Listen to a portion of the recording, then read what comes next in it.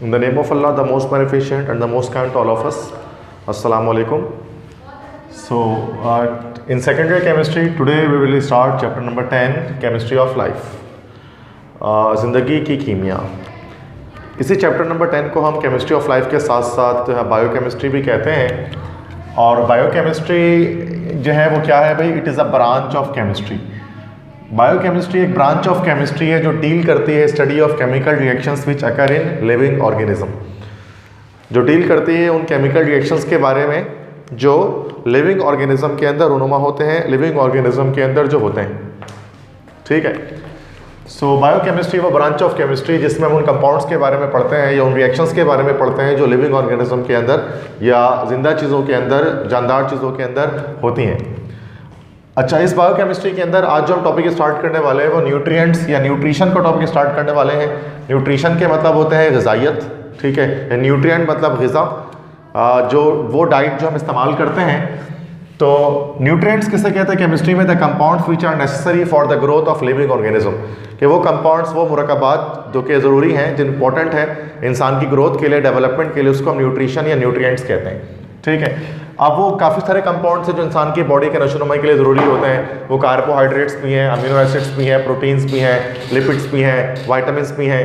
तो ये सारे के सारे हमारे पास न्यूट्रिएंट्स होते हैं, चाहे कार्बोहाइड्रेट हो, चाहे अमीनो एसिड हो, प्रोटीन हो, लिपिड्स हो, वाइटामिन्स हो. तो आज के टॉपिक में हम कार्बोहाइड्रेट्स को डिस्कस करेंगे कि व्हाट आर कार्बोहाइड्रेट्स और उनकी फर्दर क्लासिफिकेशन को और उनके इंपॉर्टेंस को डिस्कस करेंगे. सो कार्बोहाइड्रेट पे जो है वो एग्जामिनेशन के अंदर शॉर्ट नोट आस्क किया जाता है कि अगर आपको शॉर्ट नोट लिखने कहा जाए कार्बोहाइड्रेट्स में तो आपको कार्बोहाइड्रेट्स की क्लासिफिकेशन बतानी होती है और उसके अलावा इसके इंपॉर्टेंस को बताना होता है कि इसकी हमारी बॉडी में क्या ज़रूरत है कार्बोहाइड्रेट्स की. सो कार्बोहाइड्रेट की दो डेफिनेशन है, एक इसकी ओल्ड डेफिनेशन है और एक इसकी न्यू डेफिनेशन है. कार्बोहाइड्रेट्स की ओल्ड डेफिनेशन तो ये है कि all those compounds which contains carbon and hydrate, hydrate means water, हर वो कंपाउंड जिसमें कार्बन और वाटर हो, मतलब इसमें कार्बन, हाइड्रोजन और ऑक्सीजन हो, उसको हम कार्बोहाइड्रेट्स कहते हैं. बट फर्दर हमारे पास ऐसे कार्बोहाइड्रेट्स भी मौजूद हैं जिसमें जो है वो ये वाला जनरल फार्मूला CxH2O ये एप्लीकेबल नहीं होता. इसके लिए हमारे पास एक मॉडर्न डेफिनेशन आती है कार्बोहाइड्रेट्स की. वो क्या है? अ पॉलीहाइड्रोक्सिल कंपाउंड विद एन एल्डिहाइड और केटोनिक ग्रुप. तो कार्बोहाइड्रेट हम कहते हैं एक पॉलीहाइड्रोक्सिल कंपाउंड को जिसमें एक एल्डिहाइडिक या एक केटोनिक ग्रुप मौजूद होगा. पॉलीहाइड्रोक्सिल कंपाउंड मीन्स एक ऐसा कंपाउंड जिसके अंदर more than one hydroxyl group means OH group attach हो और उसके साथ लाजमी एक एल्डिहाइड या फिर कोई कीटोन भी मौजूद हो. तो that is called a carbohydrate. मिसाल के तौर पे एक स्ट्रक्चर मैंने यहाँ पर बनाया हुआ है ग्लूकोज का. तो इस स्ट्रक्चर के अंदर आप देख सकते हैं कि ये पॉलीहाइड्रोक्सिल कंपाउंड है कि बहुत सारे OH ग्रुप इसके साथ अटैच है इस मॉलिक्यूलर स्ट्रक्चर में और एक aldehydic group C double bond OH यहाँ पर आपको दिख रहा है. तो कार्बोहाइड्रेट्स की प्रॉपर डेफिनेशन क्या है कि कार्बोहाइड्रेट एक पॉलीहाइड्रोक्सी कंपाउंड होता है जिसमें लाजमी एक ना एक एल्डिहाइडिक या केटोनिक ग्रुप मौजूद हो. और पॉलीहाइड्रोक्सी से मुराद के दो से जायद, मतलब दो या दो से जायद आपके पास OH ग्रुप उस कंपाउंड में अटैच होने चाहिए. तो ये कार्बोहाइड्रेट्स है जो न्यूट्रिएंट्स का एक पार्ट है, हमारे ग़िज़ा का एक अहम जुज़ है, पार्ट है. और हम जो फूड खाते हैं उसमें बहुत सारी चीज़ों के अंदर कार्बोहाइड्रेट मौजूद होता है. अब हम इन कार्बोहाइड्रेट्स की क्लासिफिकेशन अगर हम करें कि कार्बोहाइड्रेट्स कितनी तरह के होते हैं, सो हम डिफरेंट तरह से इसकी क्लासिफिकेशन कर सकते हैं. According to number of sugar units भी कर सकते हैं, अकॉर्डिंग टू फंक्शनल ग्रुप भी कर सकते हैं, according to number of carbon atoms भी कर सकते हैं, अकॉर्डिंग टू टेस्ट भी कर सकते हैं, अकॉर्डिंग टू रिड्यूसिंग प्रॉपर्टी भी कर सकते हैं और अकॉर्डिंग टू DL डेजिग्नेशन भी किया जा सकता है. तो हम एक एक करके हर क्लासिफिकेशन को आपको डिस्क्राइब करता हूँ. First one is according to number of sugar units. Sugar units के लिहाज से तीन तरह के हमारे पास कार्बोहाइड्रेट्स होते हैं: मोनोसैकराइड, ओलिगोसैकराइड और पॉलीसैकराइड. सैकराइड का जो वर्ड है वो निकला है सैक्रम से. सैक्रम एक लैटिन वर्ड है, लातिनी ज़बान का वर्ड है और सैक्रम के मतलब होते हैं शुगर. तो मोनोसैकराइड मतलब सिंगल शुगर या सिंपल शुगर. ये सबसे सिंपलेस्ट फॉर्म ऑफ शुगर होते हैं. क्यों? Because they can't be decomposed bye hydrolysis, कि उनको आप और ज़्यादा सिंपल शुगर में डिकम्पोज नहीं कर सकते हाइड्रोलिसिस करके.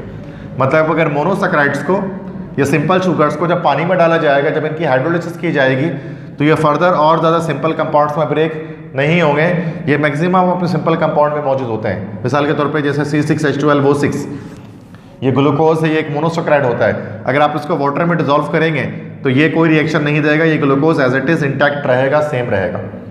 तो उसका मतलब ग्लूकोज क्या है भाई, एक मोनोसेक्राइड है, सिंपल शुगर है, चूंकि वो डिकम्पोज नहीं हो सकता और सिंपल शुगर्स में सिंपलेस्ट फॉर्म ऑफ शुगर है ये। जनरल फार्मूला क्या होता है मोनोसेक्राइड का, CnH2nOn।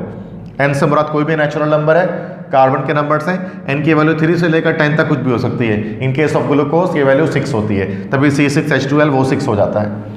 तो हमारे पास एग्जाम्पल्स में अगर हम आए मोनोसेक्राइड्स में, कुछ फेमस एग्जाम्पल्स या कुछ हमारे पास इंपॉर्टेंट जो मोनोसेक्राइड्स हैं, उनमें से एक हमारे पास है C6H12O6 जिसको हम ग्लूकोज कहते हैं, या उसको हम डेक्सट्रोज भी कहते हैं। इसको हम डेक्सट्रोज क्यों कहते हैं तो इसके बारे में आगे मैं आपको बताऊंगा थोड़ी देर में कि why it is called dextrose, वरना इसको ग्लूकोज भी कहते हैं।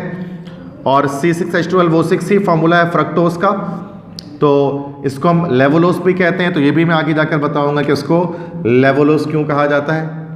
ठीक है, तो एक्चुअली असल में ये डेक्सट्रोज और लेवोलोज डेक्सो रोटेशन और लेवो रोटेशन की वजह से कहा जाता है। अब डेक्सो रोटेटरी कंपाउंड क्या होता है, लेवो रोटेटरी कंपाउंड क्या होता है, वो मैं आपको D और L डेजिग्नेशन के अंदर मैं आपको बताऊंगा। ठीक है, तो ये ग्लूकोज जो होता है C6H12O6, फ्रक्टोज का भी सेम ये फार्मूला होता है C6H12O6। फर्क सिर्फ इतना होता है, डिफरेंस सिर्फ इतना होता है कि ग्लूकोज के अंदर एल्डिहाइडिक ग्रुप मौजूद होता है, कीटोन के मतलब कीटोन के अंदर कीटोनिक ग्रुप मौजूद होता है, तो एक तरह से एक दूसरे के ये फंक्शनल ग्रुप आइसोमर्स होते हैं। ठीक है, तो फॉर्मूला सेम है बट स्ट्रक्चर इसका जो है वो डिफरेंट होगा, स्ट्रक्चर इसका जो है वो अलग होगा। ठीक है, सो ये आपके पास जो है वो मैंने बताया कि कुछ फेमस मोनोसेक्राइड्स हैं, ग्लूकोज और फ्रक्टोज। इनको पानी में डालने पर ये फर्दर और सिंपल शुगर भी डिकम्पोज नहीं होंगे, सिंपलेस्ट शुगर में। ग्लूकोज जो होता है वो ग्रेप्स एंड हनी, शहद में और फ्रूट्स में जैसे कि अंगूर वगैरह में पाया जाता है, जबकि फ्रक्टोज जो है वो स्वीटेस्ट शुगर है। तो अगर MCQs में आपसे पूछे कि which one is the sweetest sugar, तो हम बताते हैं कि फ्रक्टोज जो है वो स्वीटेस्ट शुगर है। ठीक है, तो ये मैंने आपको मोनोसेक्राइड्स के बारे में बताया। नेक्स्ट आगे डिस्कस करते हैं ओलिगोसेक्राइड्स के बारे में। तो ओलिगोसेक्राइड्स क्या होते हैं, ओलिगोसेक्राइड्स के अंदर आपके पास इसमें डाइसेक्राइड भी हो सकता है, ट्राइसेक्राइड भी हो सकता है, टेट्रासेक्राइड भी हो सकता है। तो ओलिगोसेक्राइड्स क्या होते हैं, ये they can be decompose into 2 और 10 simple sugars units on hydrolysis, कि ये बने होते हैं मुख्तलिफ तरह के कह लो कि सिंपल शुगर्स के मिलाप से। जब मोनोसेक्राइड्स या सिंपल शुगर जब कंबाइन होते हैं तो ओलिगोसेक्राइड्स बनते हैं। ठीक है, और अब अगर 2 मोनोसेक्राइड्स मिल गए तो फिर वो जो ओलिगोसेक्राइड बना वो डाइसेक्राइड कहलाएगा। अगर 3 ओलिगोसेक्राइड 3 सिंपल शुगर के यूनिट्स आपस में मिल गए तो फिर जो ओलिगोसेक्राइड बनेगा वो ट्राइसेक्राइड कहलाएगा। तो ये ओलिगोसेक्राइड्स क्या होते हैं, ये कॉम्बिनेशन होते हैं मोनोसेक्राइड यूनिट्स के। अगर इनको पानी में डाला जाएगा तो ये 2 से लेकर 10 के बीच में इतने कुछ शुगर यूनिट्स में जाकर डिकम्पोज हो जाते हैं। ठीक है, जैसे सक्रोज, चीनी जिसको घरों पे हम इस्तेमाल करते हैं नॉर्मली, C12H22O11, इसको जब वाटर में ऐड किया जाता है, पानी में ऐड किया जाता है, तो ये 2 सिंपल शुगर यूनिट्स में ब्रेक हो जाता है। फर्स्ट इज ग्लूकोज और सेकंड इज फ्रक्टोज। तो ग्लूकोज और फ्रक्टोज में चेंज हो जाता है, इसलिए हम कह सकते हैं कि सक्रोज असल में क्या है, सक्रोज असल में एक डाइसेक्राइड है। डाइसेक्राइड क्यों है, चूंकि ये 2 सिंपल शुगर्स में ब्रेक हो रहा है। इस तरह माल्टोज भी एक डाइसेक्राइड है, लेकिन माल्टोज को जब पानी में डाला जाता है तो फिर वो जो मोनोसेक्राइड यूनिट में ब्रेक होता है वो सिर्फ ग्लूकोज है, मतलब दोनों जो मॉलिक्यूल्स बनते हैं वो ग्लूकोज के बनते हैं, जबकि सक्रोज में ग्लूकोज और एक फ्रक्टोज का मॉलिक्यूल बनता है। इस तरह से लैक्टोज भी एक ओलिगोसेक्राइड है जिसको कॉमनली हम मिल्क शुगर भी कहते हैं, क्योंकि मिल्क के अंदर जो स्वीटन करने के लिए उसको जो कंपाउंड मौजूद होता है हमारे पास, जो कार्बोहाइड्रेट, वो लैक्टोज होता है जो कि ओलिगोसेक्राइड है। ठीक है, सो ये मैंने आपको बताया कि मोनोसेक्राइड्स क्या है, ओलिगोसेक्राइड्स क्या है।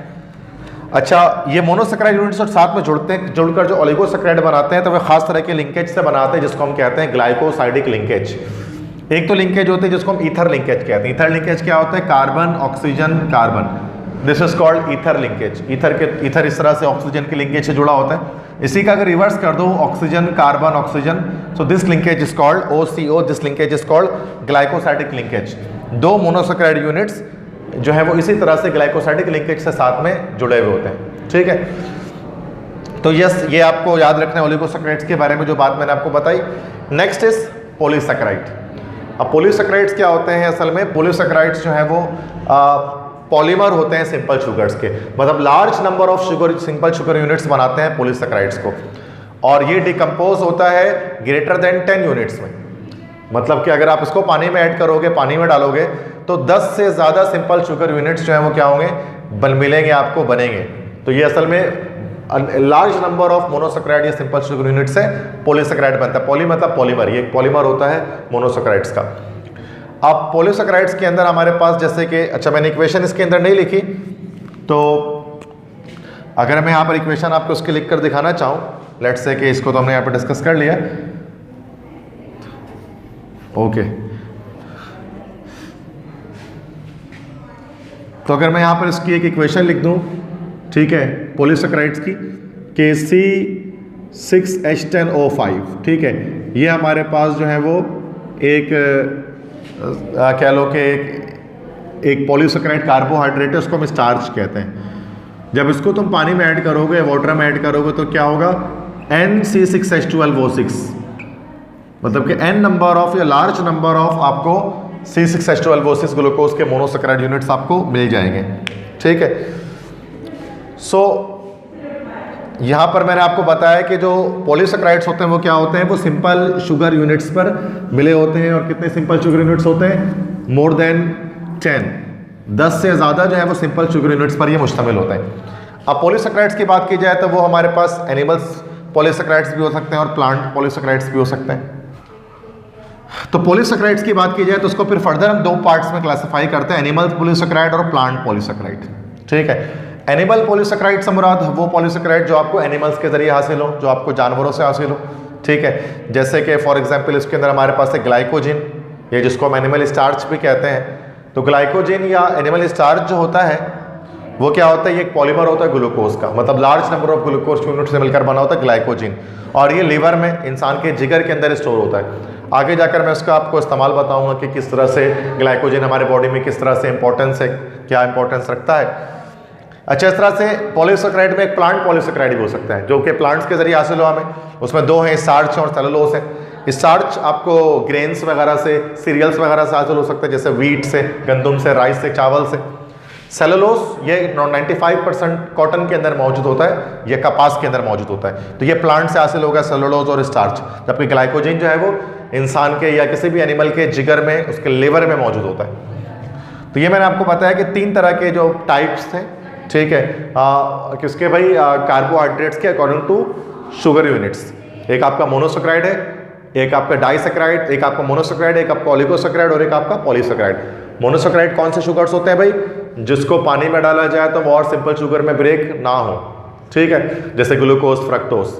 अच्छा, नेक्स्ट इज ओलिगोसैकेराइड किसे कहते हैं कि जब उसको वाटर में ऐड किया जाए तो 2 से 10 सिंपल शुगर यूनिट्स में ये ब्रेक हो सकते हैं, ठीक है। और इस तरह से जैसे कि एक सक्रोज बताया मैंने, माल्टोज बताया मैंने आपको, लैक्टोज बताया मैंने आपको। और पॉलीसैकेराइड्स क्या है कि अगर उसको वाटर पे ऐड किया जाए तो large number of monosaccharide units आपको डिकम्पोज होकर मिल जाए, जिसमें मैंने बताया कि अगर हम एनिमल स्टार्च की बात करें तो ग्लाइकोजिन याद रखें, ठीक है, एनिमल पॉलीसैकेराइड। और अगर प्लांट पॉलीसैकेराइड की बात करें तो आप याद रखें उसमें स्टार्च और सेलुलोज, ठीक है। तो ये मैंने एक क्लासिफिकेशन आपको की है according to number of sugar units, ठीक है। नेक्स्ट क्लासिफिकेशन में करता हूँ अकॉर्डिंग टू फंक्शनल ग्रुप।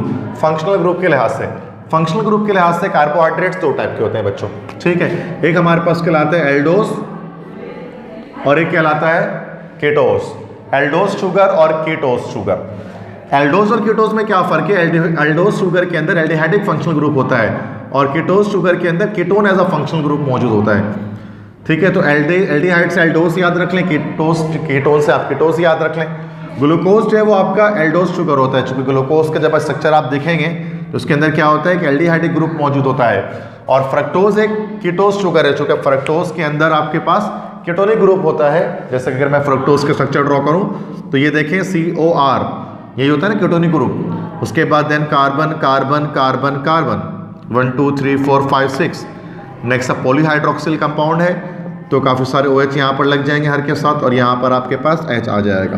तो ये हो जाएगा आपके पास C6H12O6 and this is the formula of this is the structure of fructose. तो चूंकि यहाँ पर आप देख सकते हैं कार्बोनिल के दो एक तरफ रेडिकल की अटैचमेंट है, तो ये आपका कीटोनिक ग्रुप है। इसकी वजह से फ्रक्टोज आपका कौन सा शुगर है भाई, यस, कीटोस शुगर है, ठीक है भाई, समझ में आ गई बात है आपको। तो फंक्शनल ग्रुप के लिहाज से 2 टाइप्स हैं। नेक्स्ट आते हैं according to number of carbon atoms. Number of carbon atoms के लिहाज से भी हमारे पास फर्दर टाइप्स आ सकती हैं कार्बोहाइड्रेट्स की, और कम से कम 3 कार्बन एटम होना चाहिए अगर आपको कार्बोहाइड्रेट जनरेट करना है। 3 से कम कार्बन एटम पर जो है वो कार्बोहाइड्रेट की जनरेशन पॉसिबल नहीं है। कैसे भी देखो, कम से कम एक कार्बन तो एल्डिहाइड या कीटोन का कुछ ना कुछ आएगा, पहला कार्बन। उसके बाद एक कार्बन होगा, उसमें एक OH लगा होगा, क्योंकि पॉलीहाइड्रोक्सिल कंपाउंड होता है, एक से ज़्यादा होना चाहिए OH, तो दूसरा एक और OH कंपाउंड भी आना चाहिए, ठीक है। तो इस तरह से ये हमारे पास जो है वो कंपाउंड बन जाते हैं। मिनिमम 3 कार्बन एटम पर कार्बोहाइड्रेट आपको मिलता है, 3 से कम कार्बन पर कार्बोहाइड्रेट पॉसिबल नहीं होता। और इस वाले ये जो कार्बोहाइड्रेट बना इसको हम लोग कहते हैं that is called Glaser aldehyde. ये ग्लेसर एल्डिहाइड कहलाता है। क्योंकि 3 कार्बन है तो 3 कार्बन वाले शुगर्स को हम कहते हैं ट्राइओस, ठीक है। और 4 हो तो टेट्रोस, 5 हो तो पेंटोस, हेक्सोस, इस तरह से चलता है, ठीक है। तो ट्राइओस 3 कार्बन है, जैसे ग्लेसर एल्डिहाइड मैंने स्ट्रक्चर यहाँ पर बना दिया, 3 कार्बन वाला एल्डिहाइड होता है। टेट्रोस जिसमें 4 कार्बन होंगे, पेंटोस में 5 कार्बन होंगे। पेंटोस शुगर में जो मोस्ट फेमस आपके पास हैं राइबोस हैं और डीऑक्सी राइबोस है। यही राइबोस आगे जाकर आप इसको पढ़ेंगे कि ये RNA की फॉर्मेशन में मदद देता है और ये डीऑक्सी राइबोस DNA की फॉर्मेशन में मदद देता है। तो राइबोस, डीऑक्सी राइबोस, ये पेंटोस शुगर होते हैं, 5 कार्बन इसमें होते हैं। हेक्सोस शुगर की बात करें तो ये बहुत फेमस है, ग्लूकोज फ्रक्टोस, इसमें 6 कार्बन होते हैं यकीनन, ठीक है। फ्रक्टोज को देख लें 6 कार्बन है, ग्लूकोज को देख लें यहाँ पर 6 कार्बन है, तो ये सारे हेक्सोस शुगर्स कहलाते हैं। तो number of sugar unit, number of carbon atoms के लिहाज से भी हम अरेंज कर सकते हैं, क्लासीफाई कर सकते हैं कार्बोहाइड्रेट्स को, ठीक है। तो ये मैंने आपको बता दिया। नेक्स्ट हम आते हैं अकॉर्डिंग टू टेस्ट। टेस्ट के अकॉर्डिंग, टेस्ट के लिहाज से कार्बोहाइड्रेट्स को 2 पार्ट्स में ब्रेक किया जा सकता है, 2 पार्ट्स में उनको क्लासीफाई किया जा सकता है, शुगर्स और नॉन शुगर्स।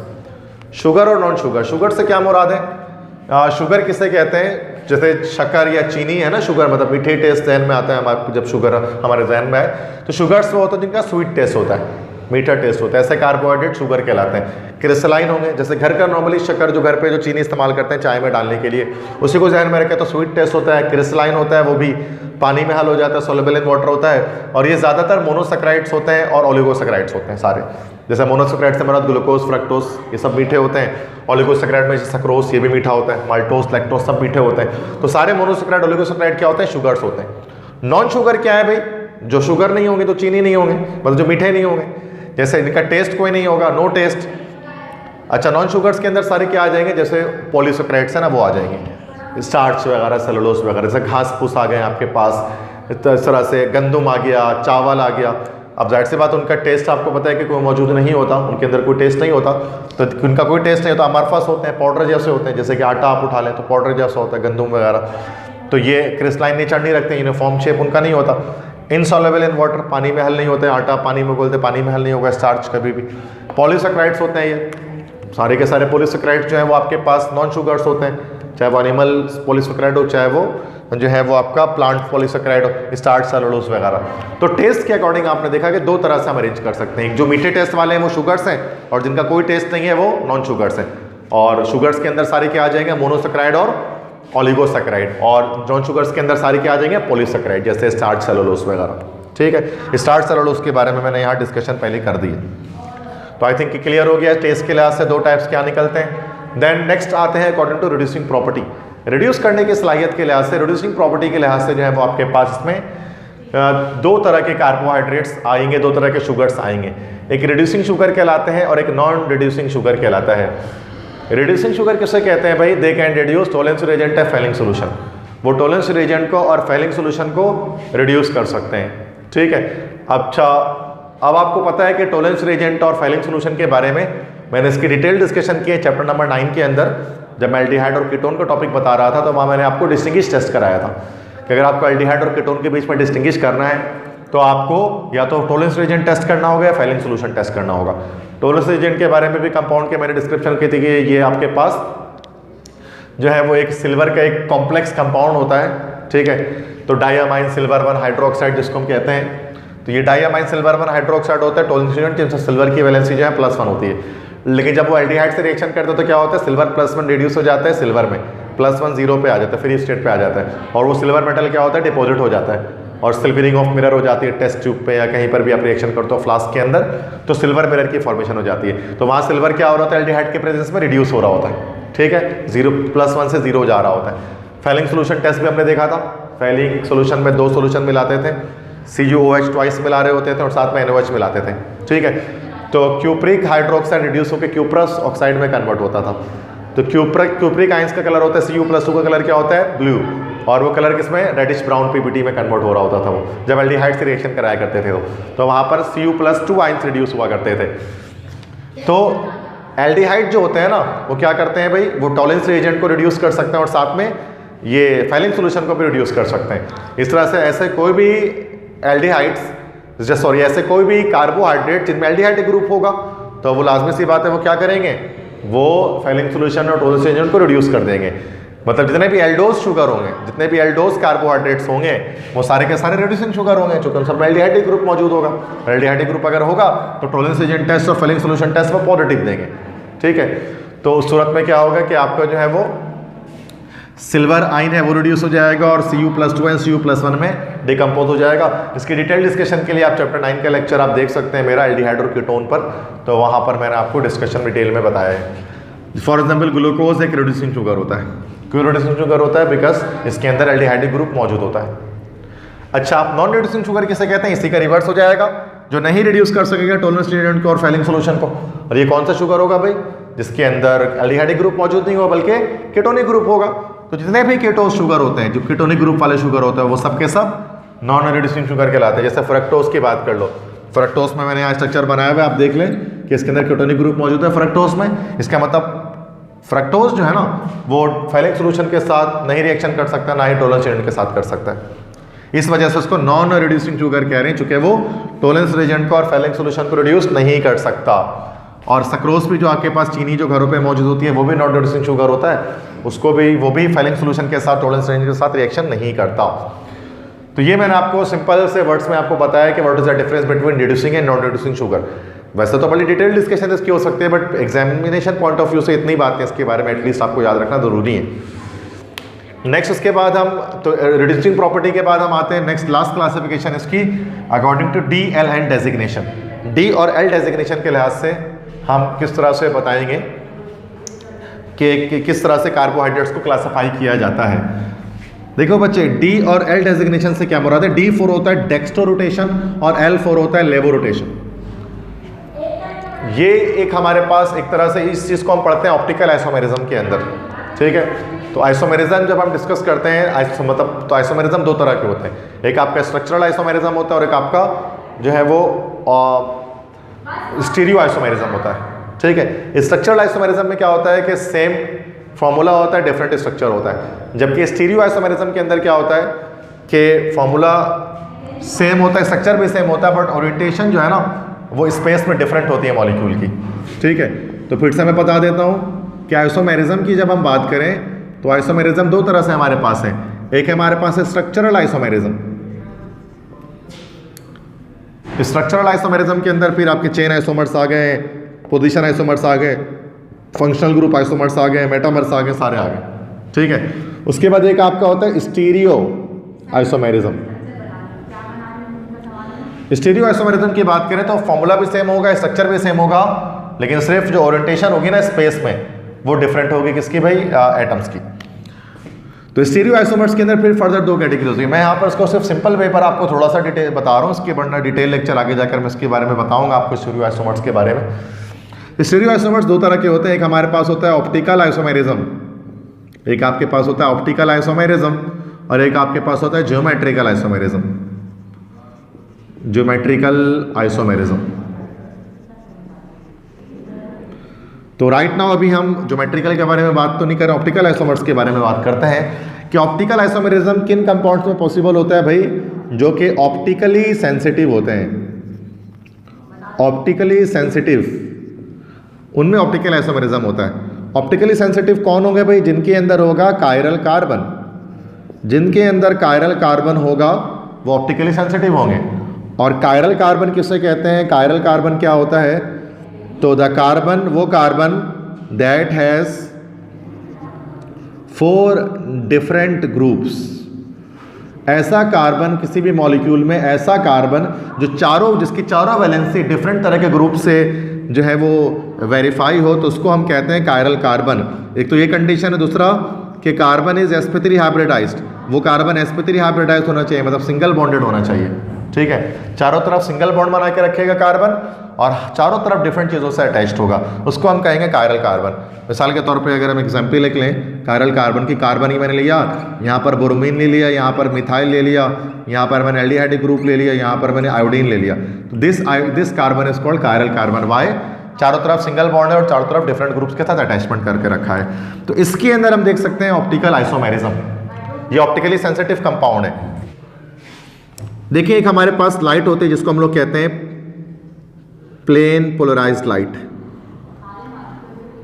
वो बनती कैसे है? वो बनती है इससे, दिस इज अनपोलराइज्ड लाइट। ये लाइट हमारे पास अनपोलराइज्ड लाइट है। अब इसी लाइट को हम गुजारेंगे किससे भाई? एक क्रिस्टल से। ये एक प्रिज्म इसको हम कहते हैं, this is called Nicol prism. जब इसको निकोल प्रिज्म से गुजारा जाएगा, या टोरमलिन क्रिस्टल भी हो सकता है, या अगर हम इसको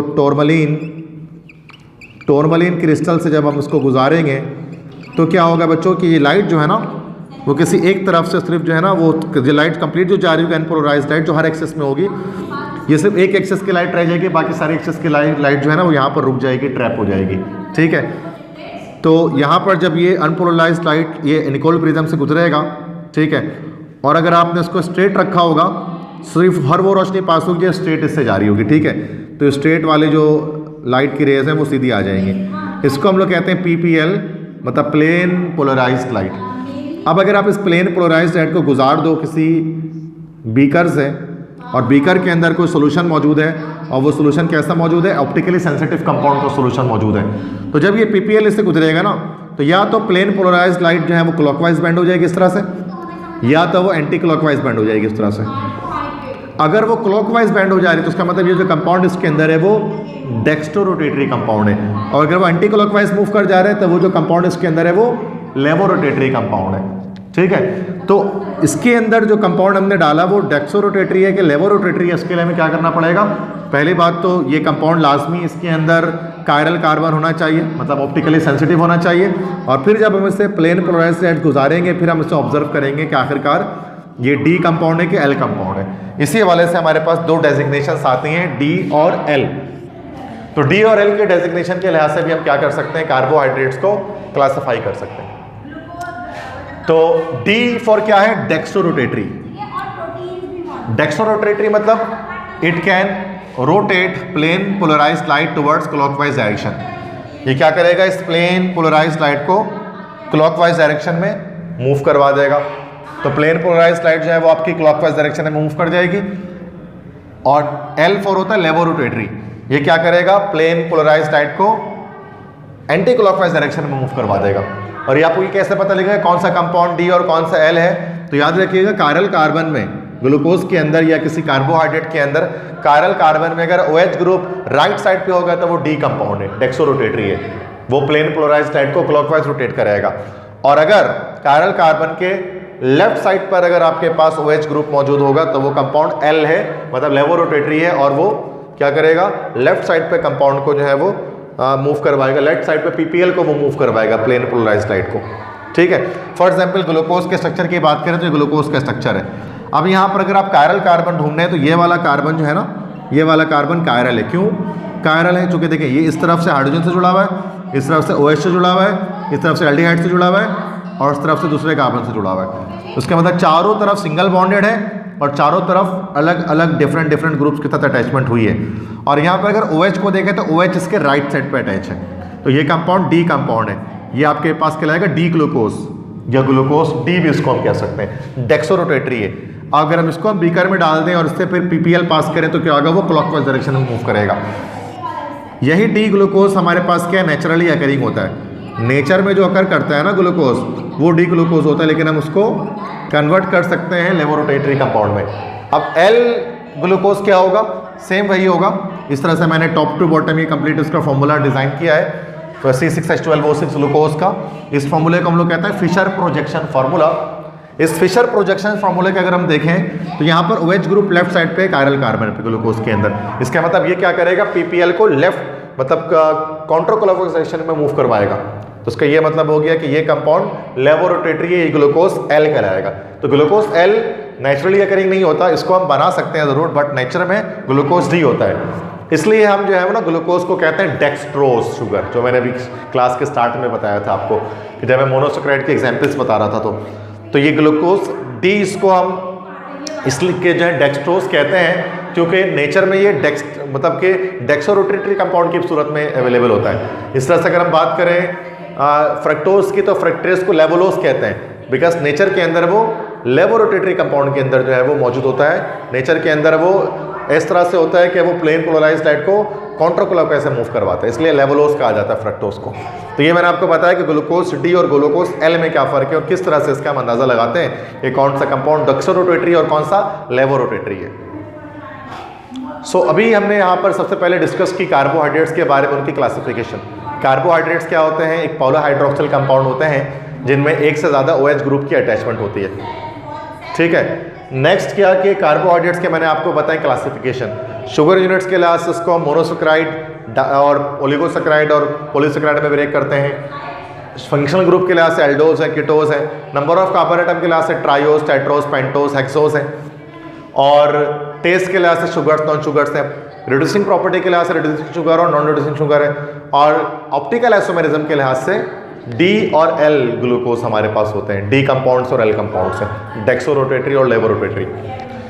तो इसके बाद फाइनली हम डिस्कस करने वाले हैं कि the biological importance of carbohydrates, कि इन कार्बोहाइड्रेट्स की बायोलॉजिकल इंपॉर्टेंस क्या है, बायोलॉजिकली किस तरह से इंपॉर्टेंस है या क्या फ़ायदा है ये एज अ डाइट इसको इस्तेमाल करने का। तो पहली बात तो ये है कि आपको पता है कि मैंने यहाँ बताया था राइबोस और डीऑक्सीराइबोस। तो राइबोस और डीऑक्सीराइबोस और पेंटोस शुगर होते हैं, ये मौजूद होते हैं डीएनए और आरएनए के अंदर, राइबोन्यूक्लिक एसिड और डीऑक्सीराइबोन्यूक्लिक एसिड। और डीएनए आरएनए आप जानते हैं कि सेल के न्यूक्लियस में मौजूद होता है और ये हेरिडिटी कैरियर होता है, जीन्स को ट्रांसफ़र करता है एक जनरेशन से दूसरी जनरेशन में। ये एक फ़ायदा है इसका। सेकंड, कार्बोहाइड्रेट्स एक एज अ डाइट हम इस्तेमाल करते हैं, ये हमें बॉडी में एनर्जी देता है। जब भी हम कोई भी फूड जो हम खाते हैं जो कार्बोहाइड्रेट रिच होता है, जिसके अंदर कार्बोहाइड्रेट होता है, तो वो जो उसके अंदर कोई भी कंपाउंड है, अगर वो पॉलीसेक्राइड है तो पहले वो ओलिगोसेक्राइड बनता है, फिर वो मोनोसेक्राइड बनता है। मोनोसेक्राइड बनने के बाद क्या करते हैं, उसको सेल में हर तरफ उसको ट्रांसफ़र कर दिया जाता है, हर सेल में चले जाता है। जब वो सेल में जाता है तो सेल में जाने के बाद उसकी कंबस्टन होती है, वो जलता है। और आपको पता है कार्बोहाइड्रेट्स ऑर्गेनिक कंपाउंड्स है, वो जलेंगे तो कार्बन डाइऑक्साइड, वाटर और हीट प्रोड्यूस करेंगे। तो वो जो हीट प्रोड्यूस होती है उससे क्या होती है, हमारी बॉडी को एनर्जी मिलती है और हम वर्क डन करते हैं, हम मुख्तलिफ काम काज कर रहे होते हैं। अच्छा, ज़रूरी नहीं है कि सारा का सारा कार्बोहाइड्रेट जो आप खा रहे हैं वो यूटिलाइज हो जाए बॉडी के अंदर। बहुत सारा कार्बोहाइड्रेट ऐसा होता है जो कि लीवर के अंदर, जिगर के अंदर महफूज होता है जाके, ठीक है, और वो महफूज होते रहता है। और इस तरह से बहुत सारा ग्लूकोज का मॉलिक्यूल एक पॉलीमर जैसा बना लेता है, तो उसको हम लोग कहते हैं ग्लाइकोजिन, जिसको एनिमल स्टार्च के नाम से कहते हैं। और ये ग्लाइकोजिन का फ़ायदा क्या होता है बॉडी को, तो ये मैंने अभी पॉलीसेक्राइड कार्बोहाइड्रेट में आपको नाम बताया था, एनिमल पॉलीसेक्राइड के अंदर ये एनिमल स्टार्च है ग्लाइकोजिन, कि जब हम रोज़ा रखते हैं तो क्या होता है कि हम ज़ाहिर सी बात है खाना पीना तो नहीं कर रहे होते हैं, हमारी बॉडी वीक होनी शुरू हो जाती है। तो लीवर क्या करता है, लीवर उस ग्लाइकोजिन को जो है वो डिकम्पोज करता है ग्लूकोज की सूरत में, फिर वो ग्लूकोज हमारी बॉडी को जो है वो फराहम किया जाता है डिफरेंट सेल्स को, ताकि हमारी एनर्जी जो है वो बढ़ती रहे, एनर्जी हमारी चलती रहे और हम काम काज करते रहें। तो ये फ़ायदा होता है ग्लाइकोजिन का, जो असल में कार्बोहाइड्रेट ही होता है, पॉलीसेक्राइड, एनिमल पॉलीसेक्राइड होता है। नेक्स्ट है सेलुलोज। सेलुलोज जो है वो कहा जाता है कि वो तो एनिमल्स का इंपॉर्टेंट डाइट है। सेलुलोज मतलब घास फूस आप कह लें, उसके अंदर ही होता है कॉटन वगैरह। इंसान नहीं खा सकता सेलुलोज, बिकॉज इंसान घास फूस नहीं खा सकता, क्योंकि इंसान के बॉडी के अंदर, इंसान के डाइजेस्टिव सिस्टम के अंदर वो एंजाइम मौजूद नहीं है जो कि घास को या ग्रास को डाइजेस्ट कर सके। तो उसको डाइजेस्ट करने के एंजाइम्स इंसान की बॉडी में जो है वो मिसिंग है, ठीक है।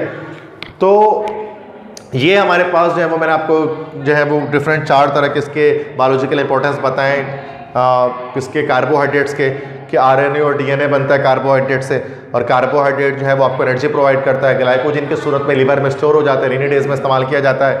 और सेलुलोज एक इंपॉर्टेंट डाइट है किसका, जानवरों का, ठीक है, कैटल्स वगैरह, गाय बकरी भेड़ वगैरह इसको खाते हैं और बताया एज डाइट यूज़ करते हैं। सो स्टूडेंट्स, ये मैंने आज आपको कंप्लीट डिस्कशन की अबाउट कार्बोहाइड्रेट्स। अगर आपको कोई भी क्वेश्चन है इस लेक्चर के बारे में तो आप कमेंट्स में मुझसे पूछ सकते हैं। अगर मेरा लेक्चर आपको पसंद आए तो ज़्यादा से ज़्यादा उसको शेयर कीजिए। इंशाल्लाह दोबारा मुलाकात होती है अगले लेक्चर के साथ। इंशाल्लाह नेक्स्ट लेक्चर में अमीनो एसिड्स को कवर करूँगा। तो टिल देन, अल्लाह हाफ़िज़।